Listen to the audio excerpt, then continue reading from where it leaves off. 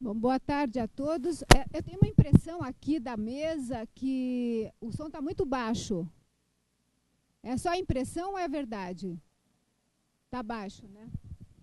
Como é que faz para aumentar esse som? Porque naquele momento, na mesa anterior, eu já tinha sentido isso. Alô? Esses estão ouvindo mais, né? Melhor. Alô, alô? Melhorou? Ok. Então, concluindo minha apresentação, acho que o fundamental já foi dito, não é? Eu estou muito feliz de estar aqui como uma representante da Fundação Rosa Luxemburgo. Quem me conhece sabe que eu tenho trabalho sobre a Rosa Luxemburgo, mas eu estou aqui na qualidade de fã incondicional do Leonardo Padura. Não só do livro que eu gostaria de debater um pouco aqui, que é O Homem que Amava os Cachorros, que eu li primeiro em espanhol, antes de ser traduzido pela Boitempo, reli agora nesta semana para poder participar do debate, reli na tradução brasileira da Boitempo, que aliás está ótima. E sou fã do Padura também pelos romances policiais, em que o personagem de Mário Conde é o personagem principal. E, enfim, me pediram para fazer uma apresentação dele. Eu imagino que a maior parte das pessoas que estão aqui já o conhecem, mas só para garantir, né, que todo mundo saiba de quem se trata, Leonardo Padura nasceu em 1955, em Havana, ou seja, nós somos da mesma geração, você é um pouco mais novo do que eu, então a sua experiência de geração é um pouco também a minha experiência de geração. E ele é jornalista, mas ele se formou em letras na Universidade de Havana, e não sei se vocês sabem, mas atualmente ele escreve semanalmente na Folha de São Paulo, aos sábados, uma crônica, e normalmente sobre Cuba. Ele é escritor, bastante conhecido como escritor. No Brasil, todos os livros do Mário Conde foram traduzidos, todos os policiais, muito antes do Homem que Amava os Cachorros. E as pessoas acabaram lendo os policiais porque conheceram você através deste livro. E voltaram no tempo e foram ler os policiais. Esse foi o meu caso, inclusive, né? E ele recebeu vários prêmios em vários países da Europa, né, como a França, a Itália, recebeu também prêmio em Cuba, e vendeu recentemente os direitos autorais do Homem que Amava os Cachorros para fazer um filme. Então, vamos esperar, nós, os fãs, pelo filme, que eu espero que a gente possa vê-lo em breve. E, sobretudo, o Leonardo Padura está no Brasil neste momento para lançar um outro romance de título Hereges, também pela Boitempo. E ele me disse antes, né, desse começo da mesa, que ele gostaria muito também de falar deste romance. Bom, como nós estamos aqui num salão do livro político, né, eu gostaria justamente de fazer algumas reflexões, né, de a gente começar a conversar, né, aqui com o Leonardo Padura sobre o livro O Homem que Amava os Cachorros. Acabou o som, né? Alô, alô, alô? Alô, alô, alô?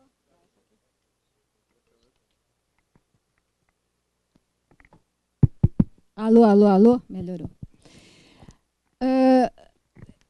Esta semana eu fiquei relendo o romance.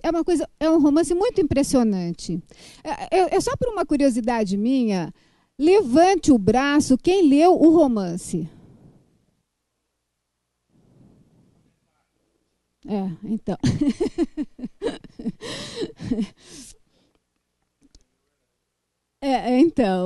Não, quem leu Hereges, não, aí. Não, eu não li. Ah, pois é, então, tem uma pessoa atrás de você que leu. Tá. Então, a curiosidade foi satisfeita. Na apresentação aqui do Homem que Amava os Cachorros, o Gilberto Maringoni chama o livro de um thriller histórico. Eu acrescentaria político, é um thriller histórico-político. É fascinante, é um livro absolutamente fascinante. Esta semana eu fiquei mergulhada na leitura do livro e eu fiquei muito tomada, Leonardo. É uma coisa muito... Eu fiquei muito emocionada, chorei, sabe? Eu chego a chorar com esse tipo de coisa. Eu fui reler uma série de coisas do próprio Trotsky, fui reler o Deutscher, reli a Natália, a mulher do Trotsky, chorei muito. E o que ele faz, então, nesse livro, né, na minha leitura? Ele faz um balanço muito melancólico, muito melancólico e crítico também, não é? Da experiência comunista no século XX. Né? Então, o que nós vemos? Ele tem uma pesquisa histórica impressionante, né, em que nós vemos desfilar, né, perante os nossos olhos os mais importantes eventos, né, da história europeia do século XX, desde a ascensão do nazismo, passando pela Guerra Civil Espanhola, passando pelas experiências na União Soviética, a coletivização forçada, os grandes expurgos, né, os julgamentos, né, de Moscou. Nós vemos a Segunda Guerra Mundial, né, o início da Segunda Guerra Mundial. E o Padura, o que ele faz? Ele mistura com uma habilidade muito grande o real e o imaginário, porque está se tratando, obviamente, de uma obra de ficção. Né? Aliás, eu acho o seguinte, que para os jovens que não conhecem a história do século XX, essa história do século XX, se eles quiserem aprender, né, ou entrar nessa história de uma maneira muito viva e muito emocionante, este livro é uma boa introdução para quem quiser começar a entrar na história, não só do século XX, mas na história da esquerda, né, da esquerda europeia do século XX. Né. Ele fala também dos debates que opuseram, debates políticos que opuseram o Trotsky e o Stalin. Né. E tudo isso, então, é temperado com o verdadeiro assunto do romance, que, afinal das contas, é um thriller, né? Que é o quê? Intrigas, traições, delações, um cinismo, né? Um cinismo dos personagens e assassinatos a rodo promovidos pela polícia política soviética, pela GPU, ou NKVD, mais conhecida posteriormente como KGB. Né? Tudo isso na tentativa, né, de eliminar, na tentativa, né, do Stalin eliminar todos os inimigos, os seus inimigos ou os seus supostos inimigos. Né? Bom, nós poderíamos tirar do romance, o romance é muito rico. Na realidade, são 3 romances em um. Aliás, quem comprar o romance vai ficar feliz, porque compra um romance, mas na realidade são 3, né? Porque você tem 3 em um. Você tem os últimos anos da vida do Trotsky, ou seja, o Trotsky no exílio, né? Desde Alma-Ata até Coyoacán, na cidade do México. Você tem o segundo romance, que seria a vida do Ramon Mercader, o assassino de Trotsky, né, com todos os personagens que o circundam. Aliás, essa parte é muito impressionante e é nova, para mim foi uma coisa inteiramente nova. Né? E você tem um terceiro romance, que é a vida do narrador do romance, que é o Ivan Cárdenas Maturel, que é quem conta a história, né, que é um cubano da geração do Leonardo Padura, e, por conseguinte, também da minha geração, que está contando a história. Né? Então, o que nós vemos pela voz do narrador, desse Ivan Cárdenas Maturel, o que nós acompanhamos? Nós acompanhamos a experiência cubana de uma geração, né? Que é essa geração que eu mencionei, que tem hoje por volta de 60 anos, né? E que, aliás, é um tema que volta na obra do Padura, que volta também nos romances policiais, que aparece no filme Retorno a Ítaca, para quem viu, sabe do que eu estou falando, né? E eu acho que é muito instrutivo para a esquerda brasileira, né, acompanhar com algum detalhe, que é o que o romance do Padura mostra, o que foi a experiência cubana do socialismo, que é uma experiência inspirada no modelo soviético, como ele mostra no romance, né? Então, eu gostaria só de citar uma frase do personagem, do Ivan, que é o narrador, quando ele descobre, né, depois de muita luta e tal, eu não vou fazer aqui um spoiler do romance, né, para quem não leu, ele descobre o que aconteceu na União Soviética e ele descobre a história do Trotsky, que foi escondida o tempo inteiro em Cuba, e ele diz a seguinte coisa: a ignorância programada em que tínhamos vivido durante décadas e da forma sistemática como tinham sido manipuladas nossa credulidade e nosso conhecimento. Né? Quando ele conhece, então ele... Enfim, é uma coisa absolutamente dramática a maneira como a coisa é vivida. E eu posso imaginar, eu fico muitíssimo tocada ao ler aquilo, porque...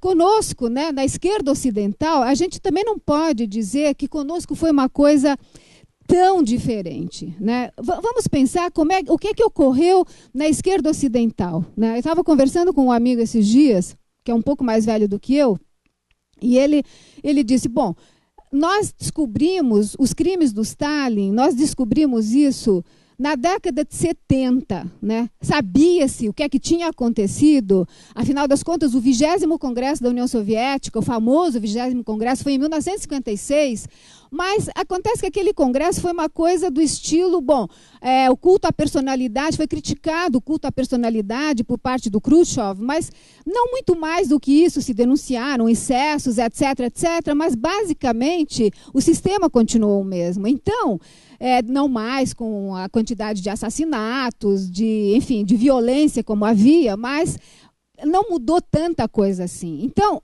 a esquerda ocidental, e no caso da esquerda brasileira, esse amigo disse o seguinte, quando eu perguntei, ele disse, olha, no caso do Brasil, o que acontecia é que nós estávamos fascinados com a Revolução Cubana. Então, para a esquerda brasileira, o que importava era isso. A gente não dava muita importância para aquilo que tinha acontecido na União Soviética.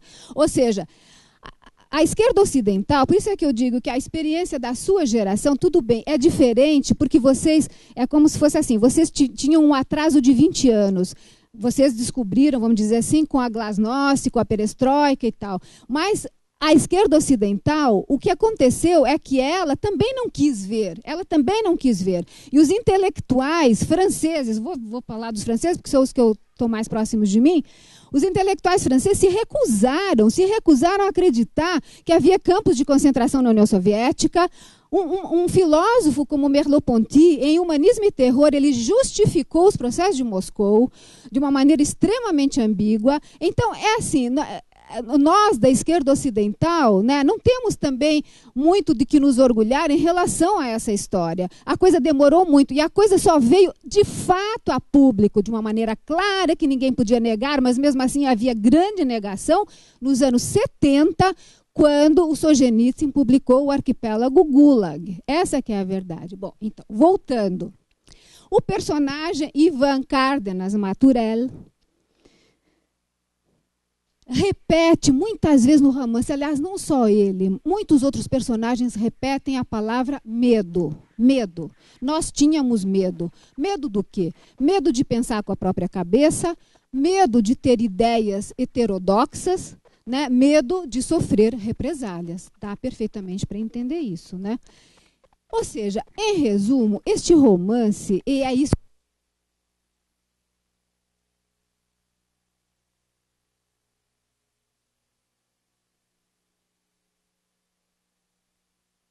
Alô, alô, alô? É o que nos choca no romance, são coisas que nós já conhecemos, são coisas que nós já sabemos, mas a maneira como o Padura trabalha vai mexendo com as nossas emoções de uma maneira que nós nos sentimos interpelados o tempo todo. Né?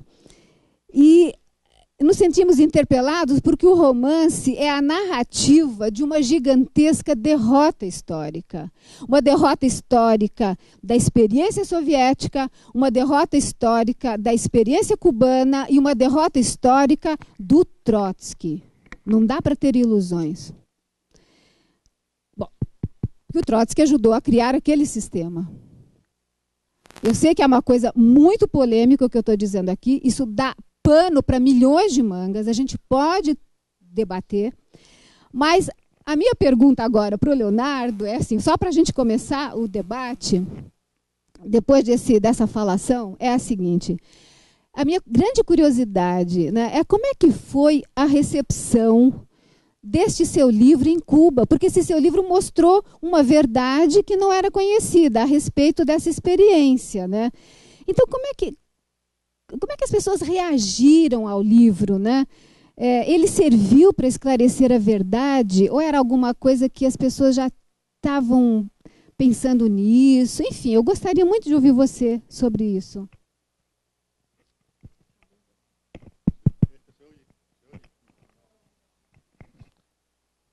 Es que tenemos micrófonos desechables. Se usan un rato y se botan. Voy a hablar muy lentamente para que todos me puedan entender bien. En el año 2001 yo terminé una novela que no está publicada todavía acá en Brasil, se publicará en su momento, está publicada en portugués, que se llama La novela de mi vida, o Romanzo da minha vida, y que es una historia en la que el personaje principal es un poeta del siglo XIX, el primer poeta cubano, el primer romántico de la lengua española, el primer independentista cubano, el primer exiliado cubano, el primer gran traicionado cubano, que se llama José María Heredia. Y esa novela cuenta en una especie de cartas que fue dejando Heredia para uno de sus hijos, su experiencia vital en Cuba y después en el exilio.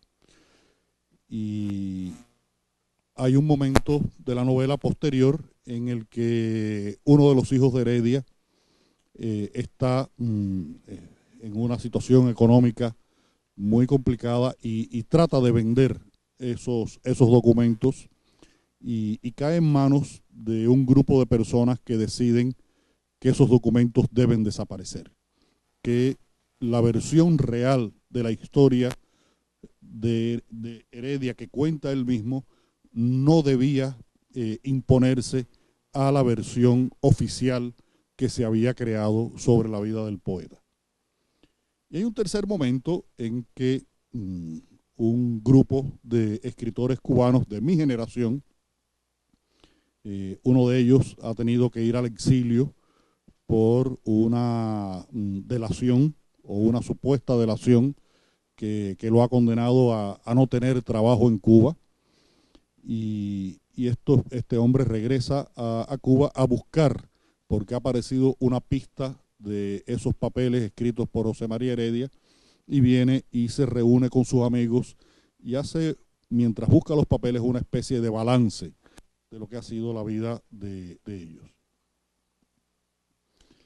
Cuando yo terminé de escribir esa novela, llamé a mi esposa, que está siempre muy cerca de mí en todas las cuestiones de trabajo y en otras muchas cuestiones, pero especialmente en este caso en las cuestiones de trabajo. Y le dije, Lucía, ya, no puedo más con esta novela, ya está terminada. Pero tengo tres opciones con ella. Una es tocar la tecla Enter y enviarla a Barcelona, donde están mis editores españoles. Otra es guardar esta novela en una gaveta o en una computadora o en una memoria, como es ahora, a esperar tiempos mejores para publicarla. Y tercero, que todos los aspectos que son pueden resultar molestos para la percepción política en Cuba, que yo los vuelva a escribir y elimine alguno de ellos. Y me pregunta Lucía, ¿y cuál es la opción que tú prefieres? Digo, bueno, por supuesto, tocar la tecla Enter y enviarlo a Barcelona el manuscrito y que salga tal y como yo he concebido la novela. Y Lucía me dijo, bueno, si esa es tu opción, es la que tienes que seguir. Y bueno, de todas maneras, es importante que tú sepas que voy a asumir ese riesgo porque, como tú sabes, a mí me gusta mucho fumar cigarrillos y alguien tendría que llevarme cigarrillos a la cárcel si termino en ese lugar. Así que esa misión te va a corresponder a ti. La novela se publicó en España. Primero ganó un premio en República Dominicana, después se publicó en España, se publicó en Cuba y ganó el premio de la crítica en Cuba y no pasó absolutamente nada. Los lectores cubanos se identificaron muchísimo con la novela y más aún se identificaron los cubanos que viven fuera de Cuba con esa historia que yo contaba de Heredia y su exilio. Pero de esa novela se publicó una sola crítica en una revista cubana. En el resto de los países donde se ha publicado tengo un file de prensa de estos 25, 30 artículos y entrevistas sobre la novela. Y algo parecido ocurrió cuando terminé de escribir El hombre que amaba a los perros. Lo que sí estaba convencido cuando terminé el libro era que no se iba a publicar en Cuba. El libro yo lo iba a mandar a España, se iba a publicar en España. Mi editora francesa ya había empezado la traducción de algunas partes que ya yo había dado por terminada. Mi editor alemán lo estaba esperando, mi editor italiano, pero yo estaba seguro de que el libro no se iba a publicar en Cuba. De todas maneras hice lo mismo que con mis libros anteriores, incluido la novela de mi vida. Y es que cuando salió en España, le llevé un ejemplar a la directora de la editorial con que yo publico en Cuba, la editorial de la Unión de Escritores y Artistas, y le dije, mira, acaba de salir el libro en España. Como siempre, la editorial española da una licencia especial para que el libro se publique en Cuba sin cobrar ningún derecho. Esto hay que hacerlo porque un libro mío en España cuesta 20, 22 euros, 25 euros, que es el salario de un mes de un cubano. Por lo tanto, el libro español no se puede vender en Cuba. Hay que hacer para los lectores cubanos una edición que se haga en Cuba y se venda a un precio que sea asequible para ellos. Y lo hemos hecho hasta ahora. Y siempre ha sido por interés mío de que los lectores cubanos puedan tener acceso a estos libros. En el caso específico del hombre que amaba a los perros, había algo adicional en la escritura de este libro. Y es que para mí significó un conflicto literario escribir la novela pensando en que iba a tener dos lectores posibles. Un lector universal que había podido o había tenido la oportunidad de acceder a mucha de la información que yo utilizaba en el libro. Lo sabía o no lo sabía, pero había tenido la posibilidad de tener acceso a esa información. Y estaban los lectores cubanos que no habían tenido posibilidad de tener acceso a esa información. Por lo tanto, en el mismo proceso de la escritura, yo estaba tratando de resolver un problema de información que no es puramente un problema literario, pero tenía que resolverlo con recursos literarios. ¿Hasta qué punto contar aspectos de la vida de Trotsky que eran conocidos para unos y totalmente desconocidos para otros? ¿Hasta qué punto aspectos de la historia de la Unión Soviética que eran conocidos o podían haber sido conocidos para unos, pero no para otros? ¿Hasta qué punto una mirada sobre lo que ocurrió en la Guerra Civil Española con los asesores soviéticos, que podía haber sido conocido por uno, pero no por los otros? Y eso significó un ejercicio muy complejo de escritura de esta novela. Y traté de encontrar un equilibrio para que no abrumar a unos lectores, pero no dejar sin información suficiente a otros. La novela se publicó en Cuba. Se publicó en Cuba una tirada de 4.000 ejemplares. Cuba es el país de lengua española y de América Latina en general con más lectores potenciales con respecto a la cantidad de habitantes que tiene el país. Todo el trabajo primero de alfabetización y luego de fomento de la lectura y de la literatura editorial que se hizo en Cuba rindió el fruto de que es un país con una gran cantidad de lectores. Algo que ha empezado a declinar en los últimos años por la crisis y también por cuestiones universales, las nuevas tecnologías, en fin. Pero sigue siendo un país con gran cantidad de lectores. Y el día que lo presentamos, el libro, en el año 2011, en una feria del libro de La Habana, la presentación del libro era a las 4 de la tarde.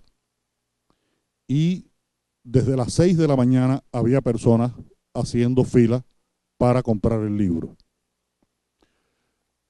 De esas personas que empezaron a hacer filas desde las 6 de la mañana, algunos se quedaron sin poder comprar el libro, porque de los 2.000 que se suponía que se iban a vender ese día, calculo que se hayan vendido unos 800.000 ejemplares del libro y los otros desaparecieron.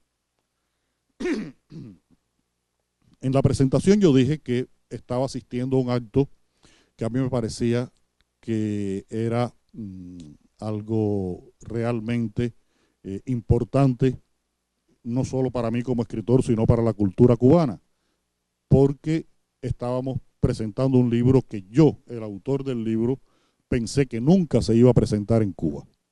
Y estábamos haciéndolo en un acto público.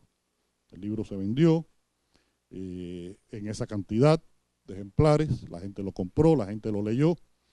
Ya había habido muchas personas que desde España, desde Argentina, desde México, habían obtenido ejemplares del libro, lo habían leído, y se había creado toda una expectativa alrededor de la novela.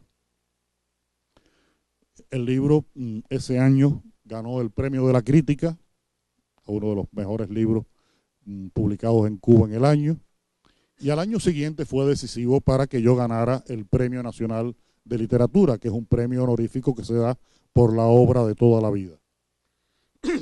Y que es un premio que generalmente lo ganan escritores muy viejitos. Yo todavía no soy tan viejito. Y fue, bueno, muy importante el hecho de que se publicara El hombre que amaba a los perros. 2 años después se hizo una reedición, otra vez de 4.000 ejemplares. Otra vez se vendieron 1.000 nada más, los otros 3.000 desaparecieron. Esos 1.000 se vendieron en una tarde y tuve que firmar 800 libros en una tarde. Y de la novela en Cuba han salido 2 comentarios. 2 comentarios. Y después han ido apareciendo algunos artículos, comentarios, valoraciones escritas, la mayoría no por escritores o críticos cubanos, sino por críticos de fuera de Cuba que tienen una posición muy cercana a las posturas oficiales cubanas, que han hecho fuertes críticas sobre el libro. Algunos me han recomendado que deje de escribir, que soy un escritor completamente agotado y que no debería escribir.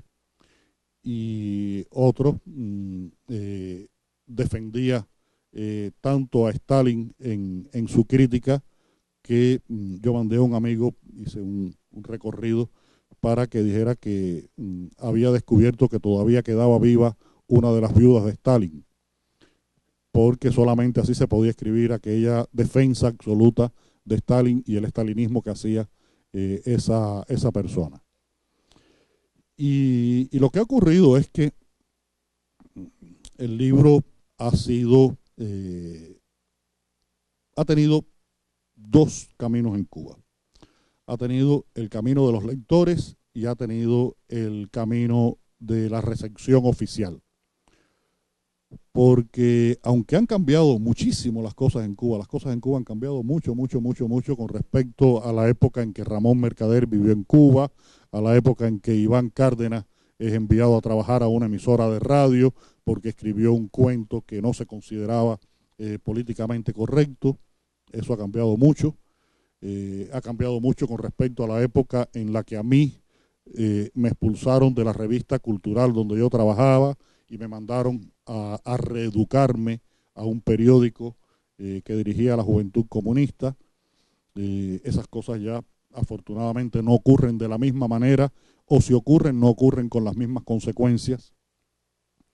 De todas maneras, sigue habiendo personas que piensan de una manera altamente ortodoxa, por decirlo de un modo bastante amable. Pero el lector cubano ha tenido una reacción muy especial con respecto a este libro. Tengo guardado en la casa muchos mensajes, algunas cartas incluso enviadas por correo postal. Todavía hay personas que utilizan el correo postal, en la que me dicen algo que para mí es muy importante y que justifica todas las posibles incomprensiones que pueda haber provocado el libro y las malas reacciones que pueda haber provocado por determinadas personas en Cuba. Y es que esos lectores, la mayoría, como si se hubieran puesto de acuerdo, me decían que me agradecían que yo hubiera escrito esta novela. Y me lo agradecían porque gracias a esa novela habían aprendido sobre la historia de Trotsky, sobre la historia de Stalin, sobre la historia de Ramón Mercader, sobre la historia de los juicios de Moscú, sobre la Guerra Civil Española, pero habían aprendido de su propia historia cosas que ellos no conocían.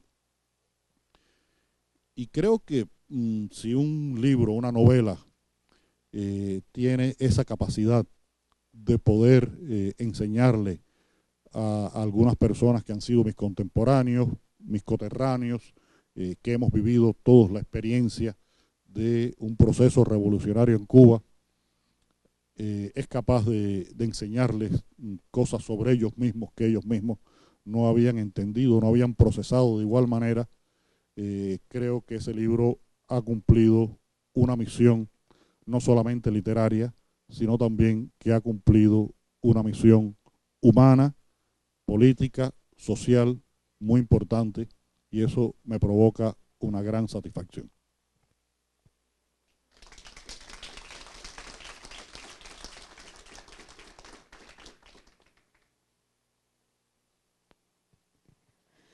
Bom, acho que não tem muito o que acrescentar. Pode, claro. Mas seria legal você perguntar no microfone, né?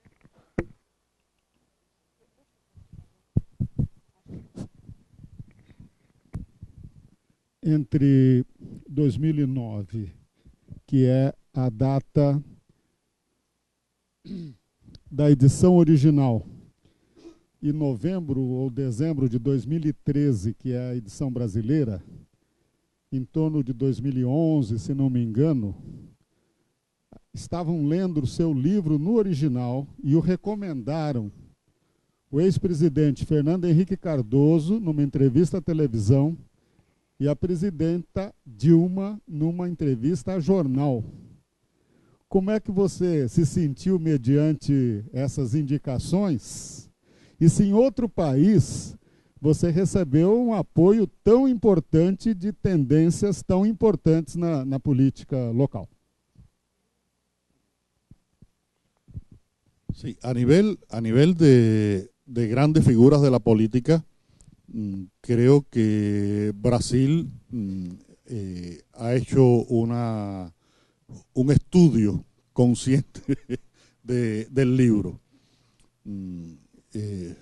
Hace 2 o 3 meses, en mi última visita acá a Brasil, el presidente Lula me dijo que él también había leído el libro y que era un libro altamente peligroso porque había estado a punto de convertirlo en trotskista.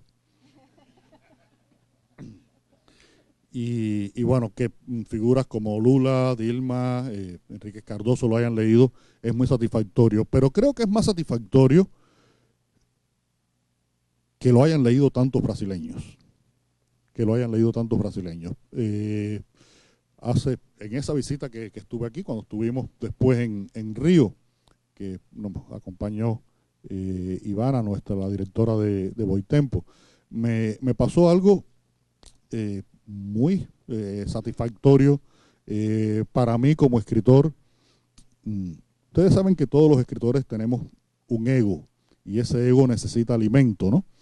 Y me pasó algo que alimentó muchísimo mi ego, y es que en las tardes, cuando teníamos tiempo, mi esposo y yo hacíamos caminatas por allí por Ipanema, y varias personas me detuvieron y me preguntaron si yo era Leonardo Padura, el autor del Hombre que amaba los cachorros. Y le decía, sí, yo soy Padura. Y ha habido una respuesta realmente impresionante. Y creo que el libro cayó en Brasil en el mejor momento posible, y de la mejor forma posible. Y ha significado, bueno, una entrada mía muy importante al mercado y a la cultura literaria aquí en Brasil.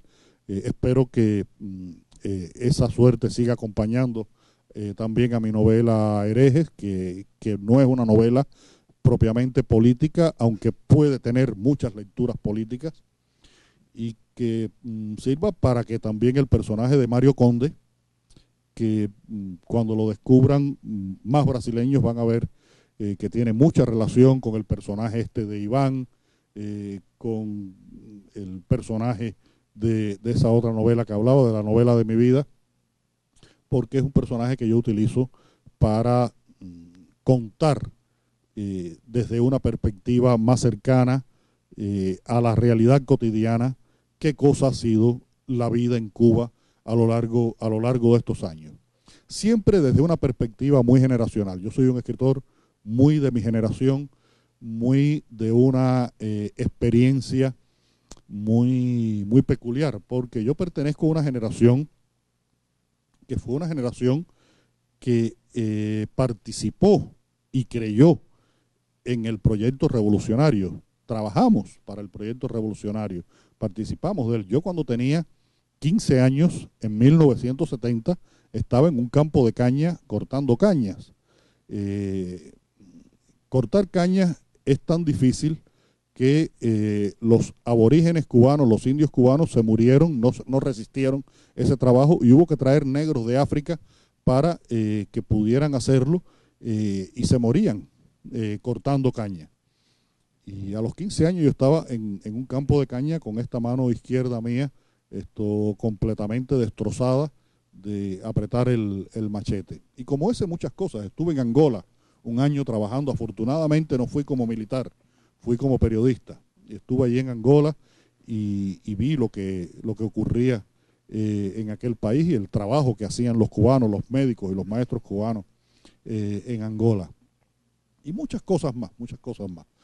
Y también vivimos la crisis de los años 90, imagínense, yo vivo en un barrio de la periferia de La Habana y para llegar a mi trabajo tenía que hacer en bicicleta, en una bicicleta china, que es como decir la antibicicleta, 15 kilómetros para ir y 15 para regresar. Mi esposa también. En un día del mes de mayo, de junio, de julio, en La Habana, con 32 grados y 80% de humedad, se podrán imaginar lo que significa a las 4 de la tarde hacer 15 kilómetros en bicicleta. Todos parecíamos aspirantes a matricular en un campo de concentración, porque estábamos en puro hueso. Y todo eso lo vivimos y lo hicimos. Y en mi caso particular, yo hubiera tenido la posibilidad, antes de tener una proyección literaria internacional importante, hubiera podido quedarme a vivir fuera de Cuba. Lo hubiera podido hacer después que he tenido esta proyección internacional que me permite un lujo impresionante, que es poder vivir de mi literatura, modestamente, sacando mis cuentas, pero vivo de mi literatura. Pero he decidido seguir en Cuba porque creo que como escritor, a pesar de que no me gusta escribir sobre política y no me gusta hablar de política, creo que como escritor tengo una responsabilidad civil como ciudadano y trato de cumplirla con mi trabajo literario, con mi trabajo periodístico, con mi trabajo para el cine, en la medida en que todo esto es posible en Cuba, a veces con muchas peleas. Siempre estoy en algún debate, siempre estoy en algún debate. El último grande fue con la película Regreso a Ítaca, que fue censurada en el Festival de Cine de La Habana. Finalmente logramos que se pusiera unos meses después, pero siempre estoy en algún debate metido por lo que escribo y digo, y asumo la consecuencia como parte de mi papel, porque creo que no me gustan esas calificaciones, esas valoraciones, pero en esencia pienso que es más revolucionario hablar que quedarse callado, disentir que aceptar sin crítica lo que otros nos dicen que es lo correcto, porque muchas veces los que no han dicho qué es lo correcto han demostrado a lo largo de su vida que aquello que decían era incorrecto, y son personas que en muchos casos ya ni siquiera existen para la política y para la sociedad cubana, porque han sido marginados, estigmatizados y condenados por muchas de sus actuaciones que no fueron las mejores. Y fueron personas que en alguna época, algunos de ellos, tuvieron el poder de decidir que un joven periodista de 27 años no podía seguir trabajando en una revista porque tenía problemas ideológicos y tenía que ir a un periódico de la Juventud Comunista a reeducarse. Entre otras cosas porque había propuesto en esa revista que se publicara un cuento de un autor cubano en la que había un joven cubano que se suicidaba por amor, y decían que ningún joven revolucionario se podía suicidar por amor, y porque íbamos a publicar una crónica de Gabriel García Márquez sobre la muerte de John Lennon, y nos dijeron que de John Lennon era mejor no hablar en Cuba. Después Fidel fue e inauguró una estatua de John Lennon en un parque público de La Habana, porque las cosas cambian y Cuba ha cambiado mucho.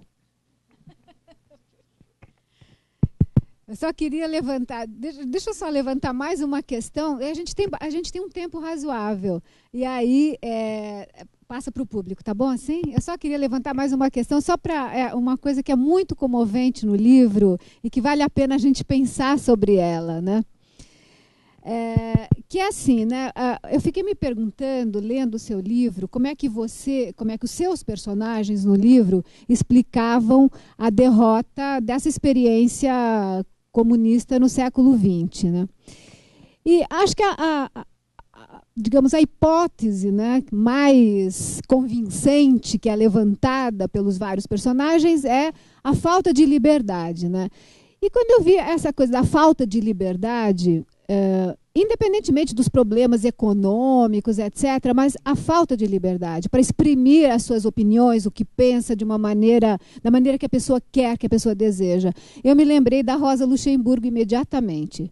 Porque a Rosa Luxemburgo, e aí eu estou fazendo aqui o papel de alguém que é ligado à Fundação Rosa Luxemburgo. Eu não quero esquecer da existência da Rosa Luxemburgo. É importante a gente lembrar que em 1918, um ano depois que os bolcheviques tomaram o poder, a Rosa Luxemburgo escreveu um texto dizendo que, do jeito que as coisas iam na Rússia, né, eliminando a liberdade, as liberdades democráticas, com o fechamento da Assembleia Constituinte, que não ia ter bom resultado aquela experiência, não. Que quando se eliminam as liberdades democráticas, a burocracia domina. A burocracia começa dominando no partido e depois passa a dominar na sociedade. É só para lembrar um pouco isso. Bom, mas, no caso do Padura, no final do livro, tem um personagem chamado Daniel, amigo do narrador, do Ivan, né? E o Daniel, eu quero ler para vocês esse trecho, vale muito a pena. Está bem no finzinho do livro. O Daniel diz o seguinte, que bom, enfim, eu não vou fazer um spoiler, o que é que aconteceu com o Ivan. Ele teve um fim complicado e tal, e o Daniel, então, falando do seu amigo, ele diz o seguinte: enquanto eu lia a história que o Ivan deixou para ele, o Daniel então diz assim: enquanto eu lia, eu fui sentindo como era invadido pela compaixão. Essa palavra aparece muito no seu livro também, a compaixão. Mas compaixão só por Ivan, o amigo dele, né? Só pelo meu amigo, porque ele sim a merece. E muita. Merece-a como todas as vítimas, como todas as trágicas criaturas cujo destino é dirigido por forças superiores que as ultrapassam e as manipulam até as transformarem em merda. Essa foi a nossa sina coletiva. E que Trotsky vá para a puta que o pariu. Se com seu fanatismo de obcecado e seu complexo de ser histórico, não acreditava que existissem tragédias pessoais, mas apenas as mudanças de etapas sociais e supra-humanas. E as pessoas? Algum deles pensou alguma vez nas pessoas? Perguntaram-me e perguntaram a Ivan se concordávamos em adiar sonhos, vida e todo o resto até que se evaporassem. Sonhos, vida e o raio que o parta, no cansaço histórico e na utopia pervertida. Ou seja, a experiência coletivista, né? Ou seja, o fetichismo do coletivo, que é isso que aconteceu, era um fetichismo do coletivo, da coletivização. As pessoas passaram por cima dos sonhos individuais como um trator, né? As pessoas não importavam. Bom, nessa experiência, né, na experiência daquele período, né, então, quando ele fala em compaixão, a palavra compaixão é importante neste romance, pelo seguinte: para nós não sermos também anacrônicos.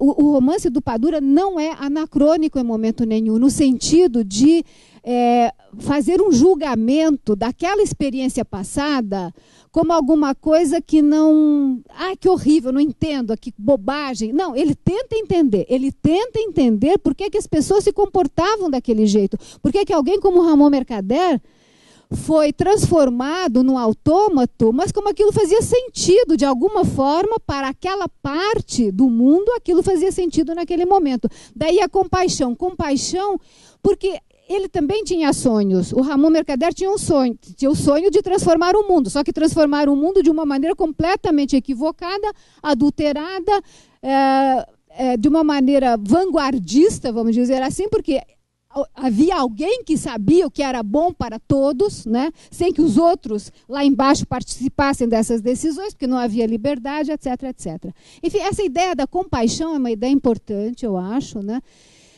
porque dá um pouco... e daí a tristeza que o seu livro provoca, a tristeza, a melancolia profunda, porque a gente reconhecer que esse sonho, né, pelo qual lutaram tanto foi derrotado, mas ao mesmo tempo a utopia não foi derrotada, porque no capitalismo, do jeito que as coisas vão, a utopia é alguma coisa que jamais será derrotada, ela permanece viva de alguma forma, com outras características, o que a gente quiser. Mas a minha pergunta, então, seria a seguinte: já que o capitalismo venceu em toda a linha, no momento, né, bom, em Cuba você tem uma experiência diferente da nossa, mas a experiência do Ocidente é uma experiência em que o capitalismo, no momento, é vencedor, absolutamente vencedor. A esquerda está resistindo do jeito que pode, de uma maneira, às vezes, super complicada, mas está num plano da resistência somente, né? Eu fico me perguntando, bom, as pessoas, né? A gente está vivendo num momento em que o individualismo é exacerbado, o capitalismo exacerbou esse individualismo ao máximo. Então, o coletivo simplesmente desapareceu. No momento em que nós vivemos, não tem mais a ideia de coletividade, de solidariedade, nada desse tipo, né? Então, eu não sei, eu fiquei pensando, né, nessa resposta que o Daniel dá no fim, eu concordo com ela, mas aí me veio essa pergunta na cabeça, mas será que no capitalismo, como é que a gente resolve, como é que a gente resolveria, o que seria a utopia hoje, né? Nós precisamos da liberdade, não há dúvida nenhuma, né? Mas e o coletivo, como é que fica? O sonho coletivo, né? A solidariedade, não sei. Queria que você falasse um pouquinho disso. Sí, este es un tema muy complicado. La experiencia del siglo XX, de cómo se pervirtió una gran utopía social, de la creación de la sociedad de los iguales, es una tragedia histórica de la cual tal vez paguemos las consecuencias durante muchas generaciones. Tal vez paguemos las consecuencias durante muchas generaciones. No se puede pretender crear una sociedad mejor si esa sociedad mejor no se basa sobre la verdadera libertad y la verdadera democracia. Porque si siempre por el bien común hay un poder en una persona o en un grupo de personas que nos dicen obligatoriamente cuál es la manera de lograr ese bien o cómo es que tenemos que trabajar para lograr ese bien, pues ya el espacio de libertad no existe. Es complicado. Y eso no permite que haya realmente una posibilidad de establecer esa utopía igualitaria. Hay veces que uno en el análisis histórico de este pensamiento tiende a tener incluso una especial simpatía por los anarquistas, ¿no? Porque de alguna forma son los que más se acercan a ese tipo de pensamiento, aunque después hay cosas que hacen con la cabeza que la rompen con los pies y no terminan, y al final se dogmatizan también. Al final crean muchas veces un dogma porque es que una sociedad tiene que organizarse para poder lograr ese bien común, y no solamente con anarquía se logra. Creo que el gran problema que tiene hoy mismo la izquierda mundial, y sobre todo pienso que en América Latina, es de qué manera comenzar a reconstruir los caminos para poder alcanzar esa utopía. Como dije, no creo que en una o dos generaciones sea posible recuperar esa posibilidad, pero el hombre no puede dejar de soñar con una sociedad mejor, porque si bien el comunismo fracasó como proyecto utópico en el siglo XX, el capitalismo ha fracasado como proyecto económico, social, político, prácticamente en todas sus manifestaciones.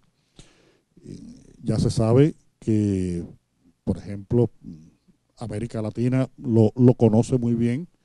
El modelo capitalista lo que ha hecho es polarizar las sociedades y convertirlas en sociedades donde hay una minoría con gran poder económico y una gran mayoría sin poder económico, lo cual significa que muchas veces le cuesta mucho trabajo también tener poder político.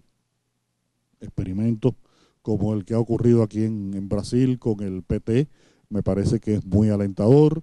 Lo que ha ocurrido increíblemente en Bolivia, porque Evo Morales era muy criticado en una época e incluso muchas personas se burlaban de él, y resulta ahora que es el presidente latinoamericano con mayor aceptación pública de su gestión, con todos los proyectos sociales que ha desarrollado.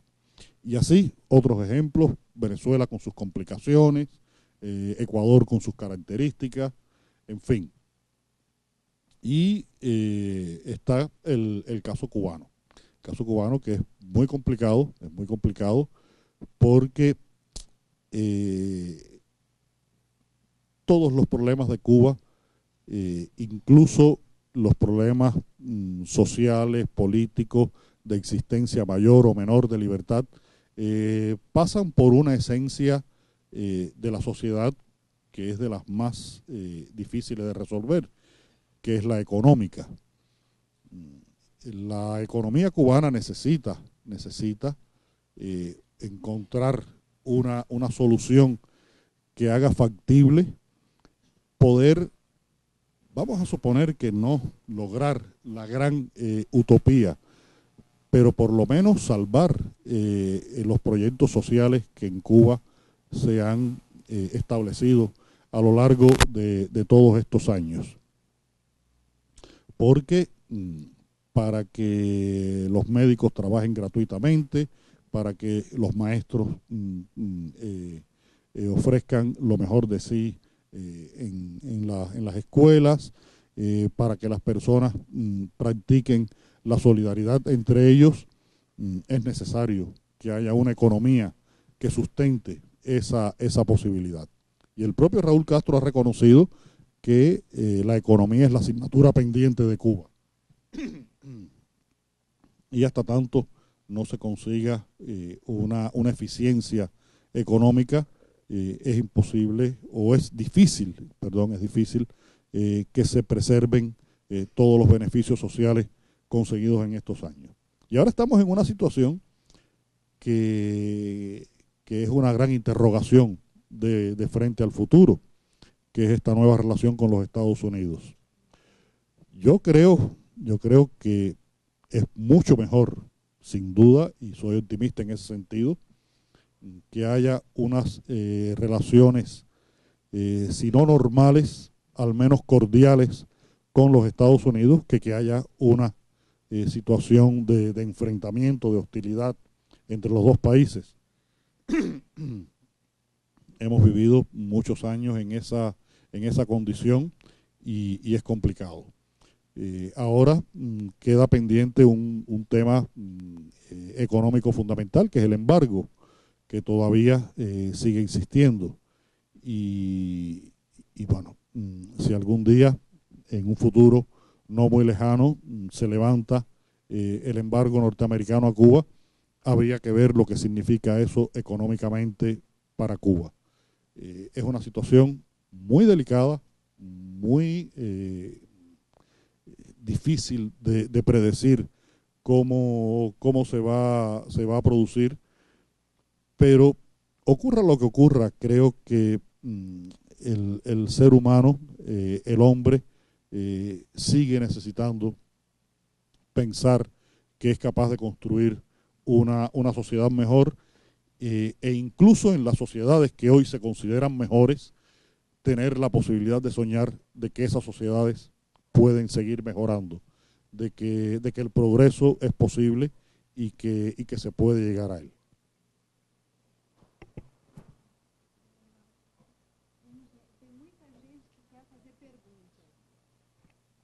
Eu acho que podíamos fazer, talvez, blocos de 3 perguntas, né? Para a gente... Oi? Sobre hereges, então. Acho que antes... Você quer falar sobre hereges, não quer? Porque hay que hacer un poquito de propaganda. Habla un poquito y la gente se... Sí. Empezamos a hablar a qué hora? A las 4:30 más o menos, ¿no? No, a las 5. A las 5. Bueno, Herejes. Herejes es la novela que escribo después que terminé El hombre que amaba a los perros. Es una novela que me llevó 4 años de trabajo entre investigación y escritura. Y es una consecuencia del hombre que amaba a los perros, pero en un sentido conceptual muy diferente. Mientras en El hombre que amaba a los perros, la política llegaba, es lo que siempre digo, llegaba a la novela, tocaba la puerta y sin esperar respuesta abría la puerta y entraba. Yo traté de cerrarle la puerta a la política en Herejes. Y traté de hacer una novela en la que fuera fundamental el concepto filosófico, el concepto humano, la necesidad existencial de las personas, de la práctica de su libertad. No quería que tuviera una lectura solamente política, aunque es posible una lectura política. Quería que tuviera una lectura que fuera mucho más abarcadora en lo social, porque la libertad, el deseo de la libertad y los precios que se paga por ejercer la libertad de los hombres es un tema que ha recorrido a la humanidad desde sus orígenes y que nos acompaña todavía hoy. Vivimos acechados por muchísimos poderes que tratan de coartarnos nuestras libertades.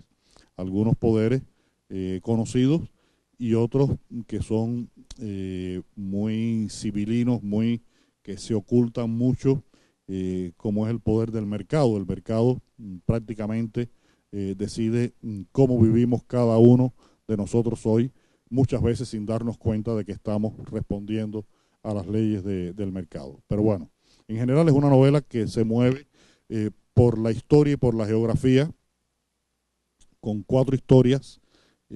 Una de ellas ocurre en Ámsterdam en el siglo XVII, en la época de Rembrandt, cuando un judío sefardí, de los que habían huido de España y de Portugal huyendo de la Inquisición, decide que él lo que quiere es ser pintor. Y como estaba prohibido por las leyes mosaicas, entra en el estudio de Rembrandt como el muchacho que barre los pisos. Y ahí empieza todo un aprendizaje del arte de la pintura y se va convirtiendo en un hereje para la religión y la cultura a la que él pertenece. Y allí, bueno, se pinta un cuadro específico, que va a ser uno de los nexos que va a recorrer toda la novela, que es una serie de estudios que hizo Rembrandt, en los cuales utilizó un modelo judío para representar la humanidad de Cristo. Eran retratos de Cristo en los que él estaba tratando de representar la humanidad de Cristo a través de jóvenes judíos que vivían ahí en su barrio, y este pintor es uno de los modelos que utiliza Rembrandt.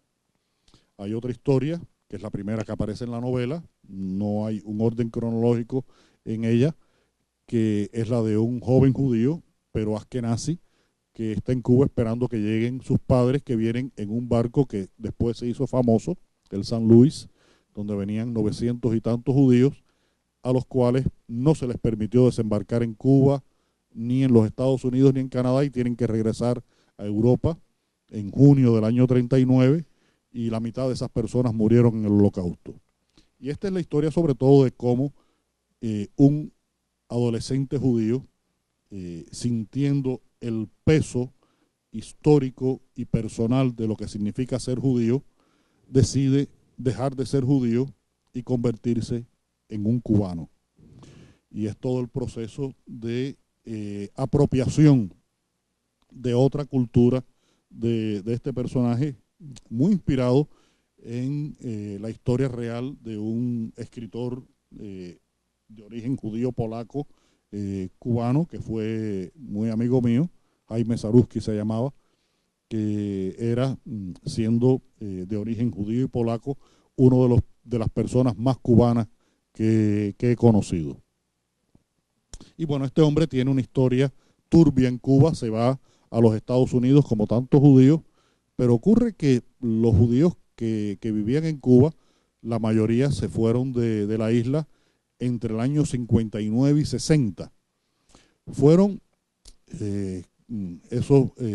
muchos siglos de persecución, desarrollan el olfato. Fueron los primeros que se dieron cuenta de que aquella revolución verde como las palmas se iba a teñir de rojo. Y, y dijeron, nuestros negocios los vamos a perder, y fueron los primeros que salieron de Cuba. El 80% de la comunidad judía cubana emigró entre 1959 y 60.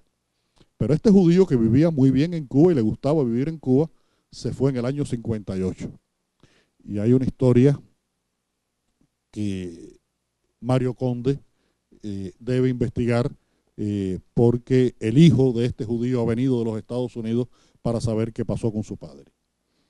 Y cuento un tercer momento en esta novela, contemporáneo, de la historia de una joven que pertenece a una tribu urbana, la de los emos, estos que usan piercing en la nariz, se pintan los ojos de negro, el pelo por la cara. Sí, es algo totalmente postmoderno, postindustrial, que curiosamente junto con otras tribus urbanas han florecido en Cuba socialista. Existen estos jóvenes. Y es una manera de practicar una libertad individual, no pertenecer a la masa, pertenecer al grupo elegido. Y esa joven ha desaparecido, y mi personaje de Mario Conde, que ya no es policía, se dedica a comprar y vender libros de segunda mano, por su curiosidad decide empezar a investigar qué ha pasado con esta joven, y desde una posición primero de rechazo, rechazar a estos jóvenes que son tan raros, que tienen una filosofía tan extraña, de incluso de agredir el propio cuerpo. A partir de una actitud de rechazo, llega a una actitud de comprensión, a una capacidad de comprensión de por qué estos jóvenes, que serían los nietos de la revolución, quieren apartarse de todos los códigos establecidos y vivir su propia vida. Y hay una cuarta parte en la que todas estas historias al final se resumen y se conectan, y que tiene mucho que ver con ese pequeño retrato del rostro de Cristo que pintó Rembrandt en 1647 en Ámsterdam. Como decía, es una novela sobre la libertad, sobre los riesgos que implica la práctica de la libertad, y creo que bueno, los que ya van conociendo mi obra encontrarán aquí muchas claves de lo que he trabajado a lo largo de estos años, con una investigación histórica muy extensa. Y tú decías algo al principio que yo repetí. Hace poco estuve en Jerusalén haciendo un pequeño congreso en la Universidad Hebrea de Jerusalén, y al referirme a herejes dije, esta novela en la que hablo tanto de judíos es una novela que además está hecha pensando en ustedes, los judíos. Les decía yo, atrevidamente a los judíos en Jerusalén. Porque cuando se publique en hebreo, verán que por el precio de una van a comprar 4 novelas. Y eso es lo ideal para un judío. Ese es el mejor negocio que puede hacer un judío.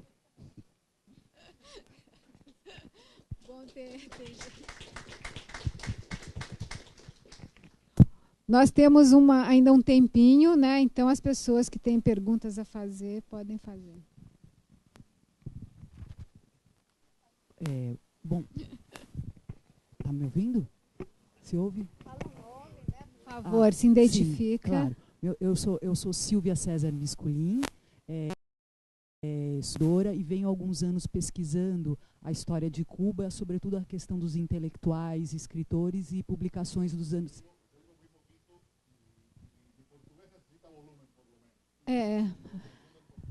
No.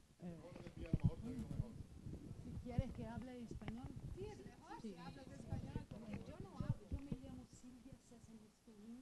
Vengo hace unos años estudiando e investigando la historia de Cuba, sobre todo los intelectuales y las publicaciones culturales en los 60 y 70. Le gustaría preguntarle sobre el hombre cubana. ¿Hubo algún tipo de censura en la publicación, o si es la misma que en España? Porque yo no he logrado comprarla por los motivos que usted nos explicó. Y la otra cuestión es que me interesa mucho esa cuestión de la censura, de la libertad y del personaje Iván, que, como ahora acabo de enterarme, me parece que hay muchos elementos de tu propia historia, de tu propia generación de escritores que están ahí, porque también a Iván fue sancionado por publicar un cuento que no estaba apropiado en los años grises, justo en los años 70, que fue lo peor para la cultura en la producción cubana. Y no sabía de esa consecuencia de tu propia historia personal, de esta, digamos, sanción para la revista de la UJC. Entonces, me gustaría saber cómo esto se ubica ahora en la crítica que hubo con El hombre que amaba los perros, porque estos escritores oficiales que lo criticaron mucho, como por ejemplo que acá nos enteramos Guillermo Rodríguez Rivero y otros tanto, también en los 70 fueron, por lo menos Guillermo, que yo le investigué, fueron también ellos fruto de la parametrización y de la censura del propio Estado cubano, y ahora pasan al otro lado para criticarlo con su brillante novela. Bueno, es todo. Gracias. Sí, a ver, mis novelas afortunadamente se han publicado todas en Cuba y a ninguna se le ha cambiado una palabra. Si eso ocurriera, creo que no permitiría que se publicaran en Cuba. Esa es una condición que ponemos y hasta ahora se ha cumplido. El problema es que la circulación es bastante limitada, pero de todas maneras, cuando alguien en Brasil compra este libro, lo lee él, lo lee su esposa, lo leen sus hijos y a lo mejor lo lee el papá o la suegra. Pero en Cuba, y tú que has estudiado la cultura cubana lo sabes, todo tiene una vida mucho más larga y mucho más social. Y un libro lo leen 40 personas hasta que se deshace el libro, porque la falta es que nos hemos acostumbrado a que todo... mira, me ha pasado ayer cuando venía en el avión en la madrugada, una cosa tremenda. Me da risa, pero es terrible. Yo tenía un par de medias de calcetines que se le había abierto un pequeño orificio, tenía un huequito. Y le dije a mi esposa, lávalos, porque estas medias se las vamos a dar al señor que me ayuda en el patio, porque él le surce ese huequito y las utiliza, porque es unas medias que están buenas, pero tienen un huequito y se las vamos a dar. Y mi esposa las lavó las cogió y las puso en la gaveta con las medias, y yo, con la prisa del viaje, cogí unas medias y las puse en la maleta. Y a la hora de salir para el aeropuerto, cojo esas medias, me las pongo y me monto en el avión. En el vuelo ya de Panamá hacia acá, me quito los zapatos y no me doy cuenta de que cruzo la pierna y tengo una media con un hueco en la planta del pie. Y hago todo el viaje. La gente diría, ¿quién será el indigente este que anda? Pero que además viene en clase ejecutiva. Esto no habrán entendido absolutamente nada. Porque esa media tiene una utilidad para otra persona. Y pasa lo mismo con los libros. En fin, que hemos aprendido a que en Cuba nada se vota hasta que ya no da más. Pero bueno, lo que te iba a decir. Yo creo que cada una de las novelas que yo he escrito ha sido el resultado de una necesidad personal, y el hecho de que se hayan publicado en Cuba es el hecho o la demostración de una evolución de la permisibilidad cultural que se ha ido ganando en Cuba. Pero hay un elemento más complicado. Y es que yo creo que, por ejemplo, la primera de mis novelas policíacas, que este año cumple 25 años, Pasado Perfecto, yo la escribo en el año 1990. 5 años antes, en el año 85, a mí no se me hubiera ocurrido escribir esa novela. Y creo que a nadie en Cuba se le hubiera ocurrido escribirla, y por supuesto publicarla hubiera sido absolutamente imposible. Es que uno evoluciona con la sociedad, con el contexto que lo rodea, y afortunadamente también la realidad y los contextos han evolucionado.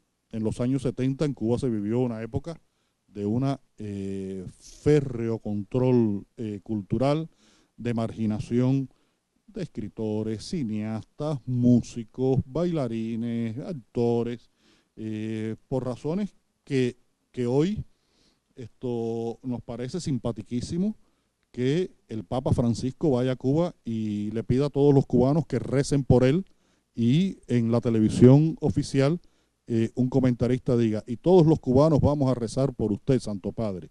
Esto sin contar conmigo, que no rezo por nadie. Es decir, ahora, antes si rezabas, te botaban de la universidad. Ahora, si no rezas, eres casi que un apestado, porque la orden ahora es rezar por el Papa.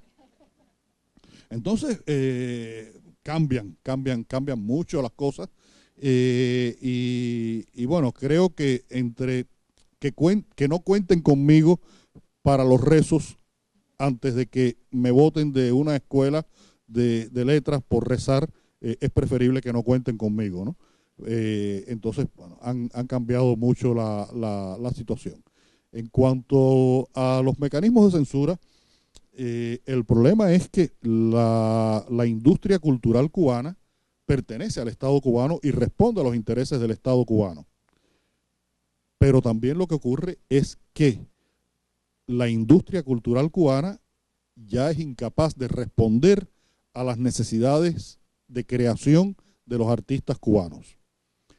La mayor parte, por ejemplo, del cine cubano se está haciendo al margen del Instituto Cubano de Cine. Se está haciendo con producciones independientes de gente que buscan el dinero debajo de la tierra.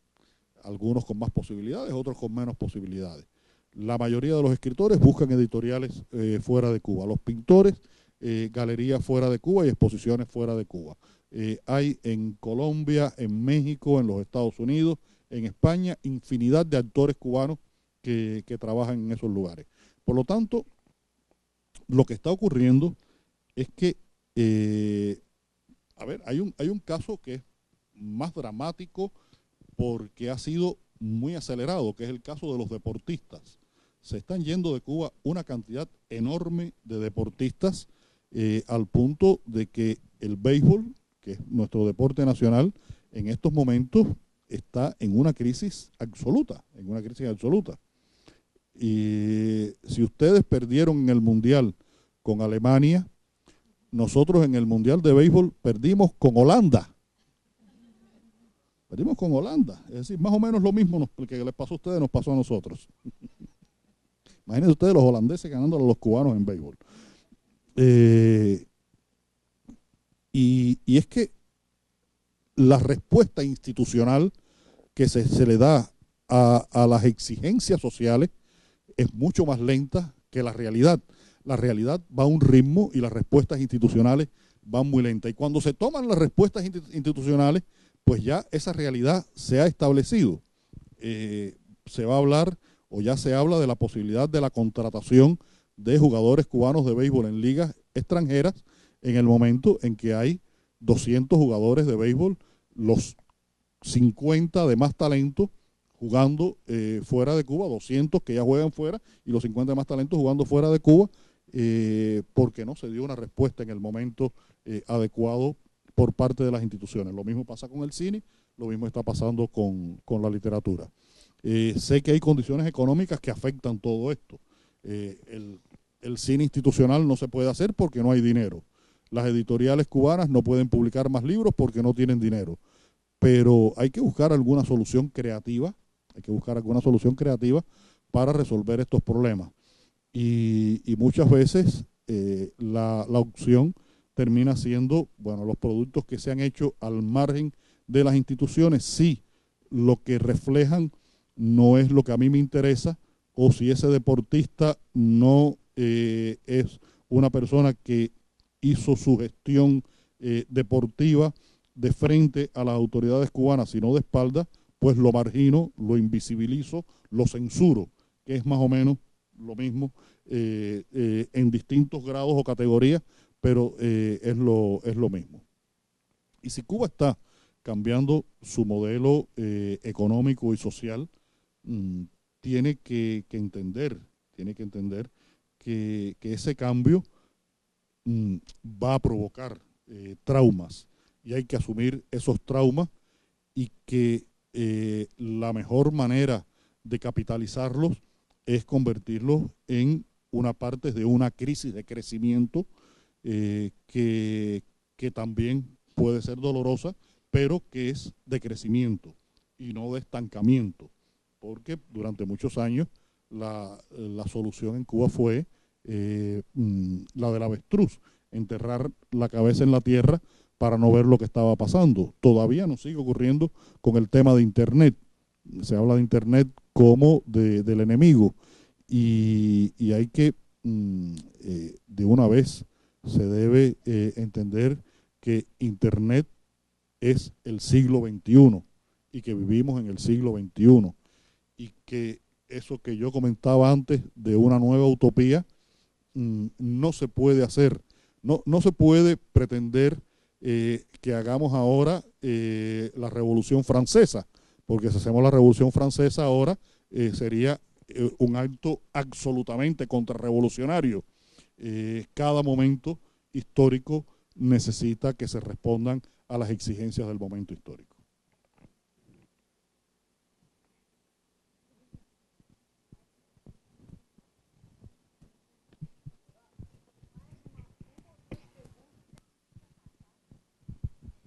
Oi, boa tarde.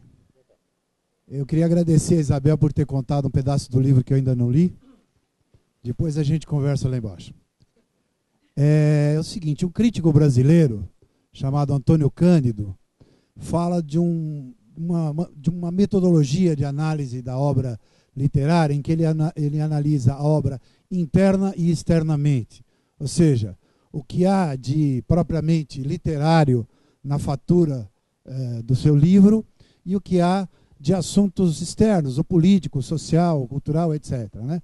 E ele diz, é praticamente impossível separar as duas coisas, porque na própria fatura o modo de fazer, o modo de construir já coloca a discussão política.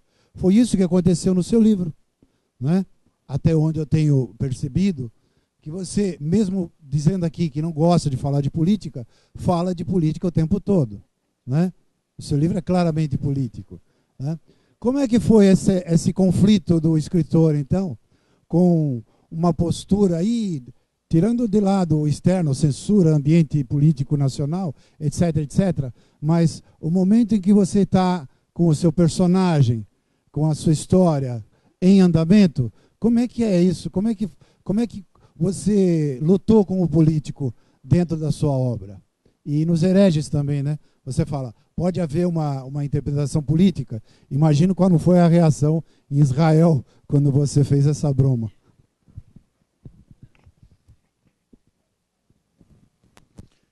En el proceso del trabajo literario, yo trato de trabajar con la mayor libertad que mi conciencia me permite. Y digo mi conciencia porque muchas veces, de manera subconsciente, uno es como el perro de Pavlov, ¿no? Uno sabe que cuando hay un silbido empieza a segregar saliva de manera involuntaria.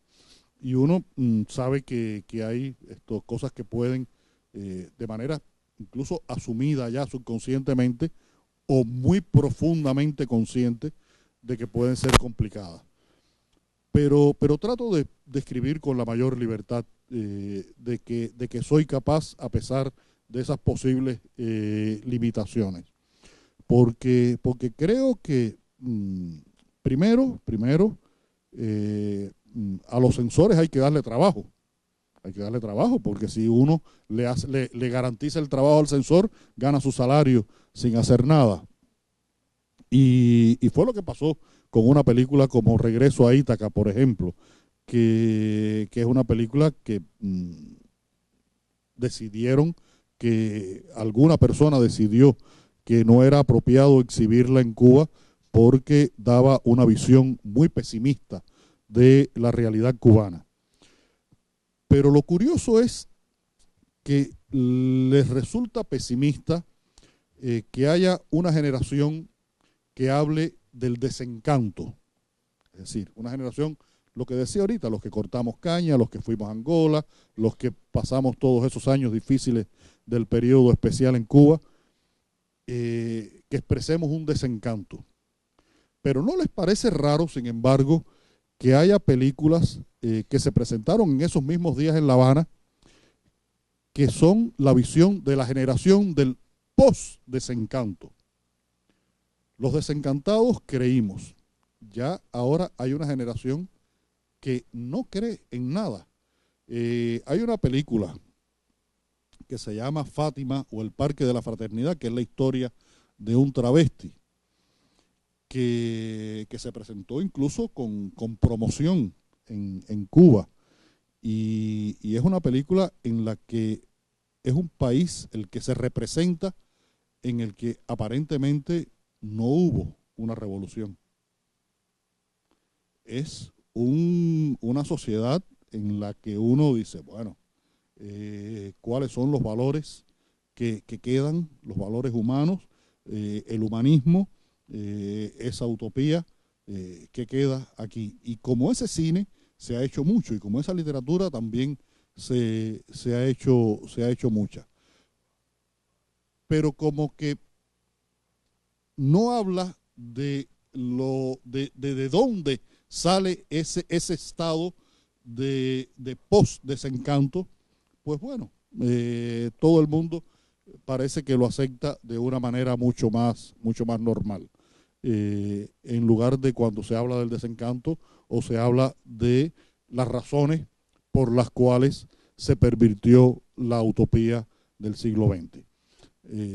Pero bueno, creo que mi posición es la única que puedo tener y que asumo a estas alturas como lo que dije, como un ciudadano que soy. No creo ya como hace 50, 60 años, los escritores existencialistas, toda la literatura de los años 60 y principios de los 70 en América Latina, la literatura comprometida. Creo que eso un poco ha perdido su centro de importancia y que hay otras exigencias para la cultura, para el arte. Pero creo que la responsabilidad social y civil no desaparece en el trabajo de un artista, o si uno no quiere, no tiene por qué desaparecer. Y es mi caso, yo no quiero que desaparezca esa responsabilidad civil y social.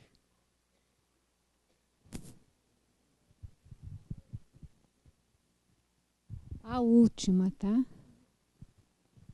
gente tem que encerrar. Tá, boa tarde. Eu só queria perguntar, minha pergunta em relação à pesquisa mais alta. Dá para escutar agora? Oi. Tá. Oi, a minha pergunta é em relação à pesquisa histórica do livro O Homem que Amava os Cachorros. Como é que o senhor lidou com a diferença da quantidade de informações que existe sobre o Ramon e sobre o Trotsky? Como foi a dinâmica entre escrever y pesquisar? Obrigada.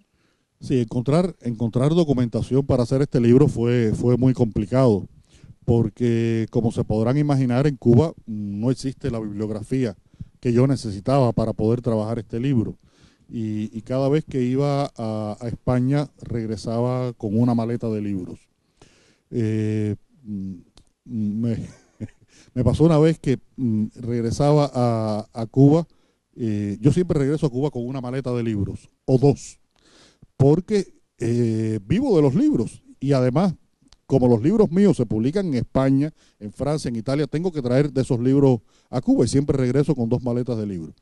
Y la única vez que me preguntaron en la aduana cubana, porque a veces se mitifican cosas, no, en Cuba no se puede entrar tal literatura. Yo he entrado todos los libros sobre Trotsky, sobre la guerra civil, los libros más anti-estalinistas que se pueden imaginar, yo los he entrado por el aeropuerto cubano, por donde lo voy a entrar. Y un día traigo varios de mis libros de España. Lo que ocurrió fue que los metí todos en un maletín muy pequeño.